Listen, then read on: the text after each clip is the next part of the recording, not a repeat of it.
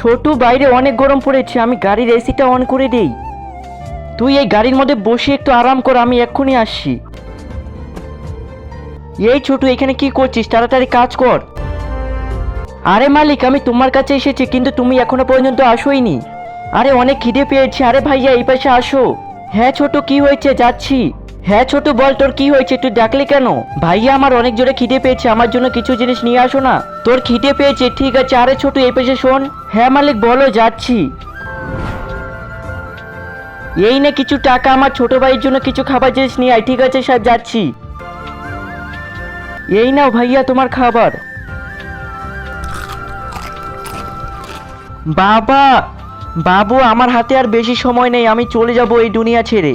তুই যদি আমার সাথে কোনো কথা বলতে চাস তাহলে আমার চিতার সামনে চলে আসিস। আমি তো তোকে দেখতে পারবো না, কিন্তু আমি তো সব কথা শুনতে পারবো। আহ!